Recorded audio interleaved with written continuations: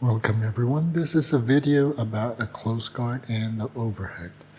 I would like to share first some common mistakes and how to solve them. One is typical close guard issue of breaking posture. Most of the time, they will be framing on your hips, on your ribs, and that stops you from bringing them forward. You can use the standard close guard, basic elbow wedge, but the main thing really is using the legs and your knees to pull them forward. You give yourself some space to go to the side so you can get an overhook, and then you pull with your knees towards your chest as much as you can. So you're essentially curling. The second would be shifting off center.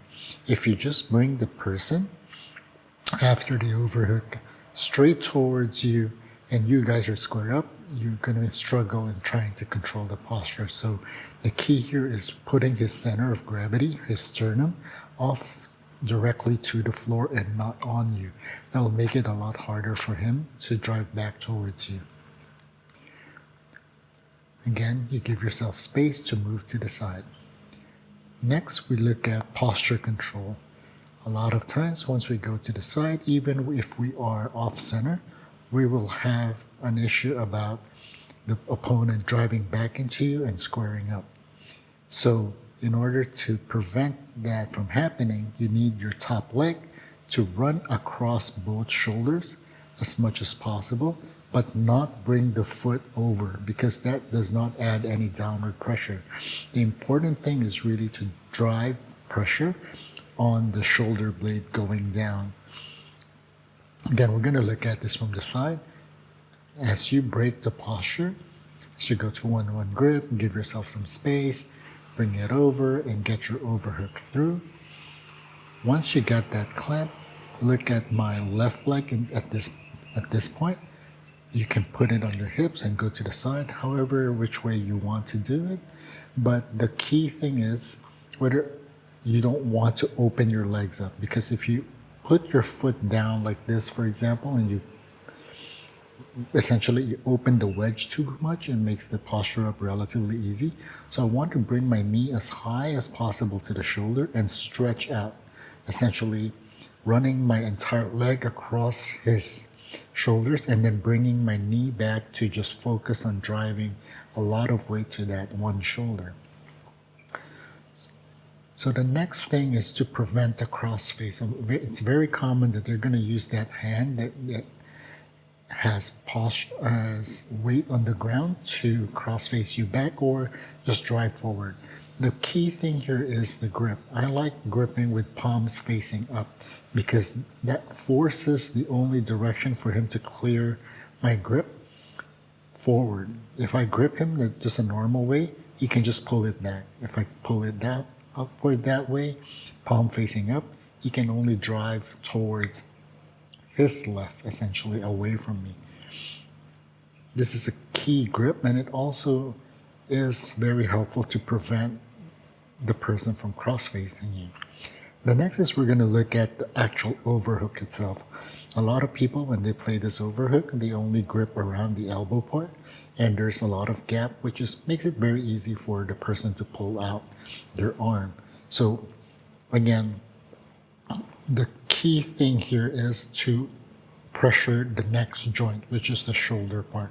What I like to do is to keep my hand a little higher than my elbow at all times, and I'm framing with my supporting hand, my right hand, by cupping the traps, and then also supporting it with the leg, as I mentioned earlier. In 10th Planet, I don't recall what they call it, but essentially it's kind of like the same thing where they're preventing the head from coming back. And I also like to tuck my elbow underneath my thigh. You can see that the inside of my thigh is supporting the elbow. If I don't have that, there's a lot of gap and the person can pull their arm out. Here, it's really hard to pull the arm out, and you can really control the posture well. The next one is once you get the person off to the side, it should be a good time for you to start attacking. And one of the most common attack is once you have this position, what I like to call a home base, is that you want to pull your bottom leg out to get a triangle, but you can see that it's really hard to pull that leg close. Even if it's close to my chest, I cannot get the space. So the key thing here is make space by moving my upper body back while keeping his posture down. So I can use my right hand to keep him away from me. I can feed that arm through, do some sort of a scarecrow, or do a standard triangle or over omoplata and such. So looking at this all together, I like to keep the person away, and the more I can put pressure in that upper and the shoulder, the nearest to me, it facilitates the attack a lot easier. Again, this is really helpful for smaller guys like or me with shorter limbs to do this. Ralph is a lot more agile than I am, so he can actually thread his foot a lot better than I could, but even so, making that space would really be helpful. Sometimes people will be pushing your knee down, just stuff the hand through instead of pushing it out, and you can get the same triangle as you can. And again, you can always just bring it over, get an omoplata, and you can also cut an angle if they're really, really low, meaning if their head is significantly lower than your head, you can always just drive your shin and get a armbar from the top, or you can get a choi bar, whatever it is that you are comfortable with, and just roll through and finish with the juji. So once again, let's take a look at a bonus on how to use your legs in terms of when you're doing all these adjustments. So the key thing really here is don't open your legs too much without tension. I like to pretty much just squeeze my knees to the ribs while I pivot my hips. As you can see, if I put my leg down, they can just pretty much just posture up pretty easily because there's nothing holding them down. So I pinch my knees close together even if I post my foot on the floor, I'm still very tight on that shoulder. And again, often the overhook, what I do a lot of times if I can get the triangle, or if the person really breaks down their posture, I just roll over and finish with an armbar.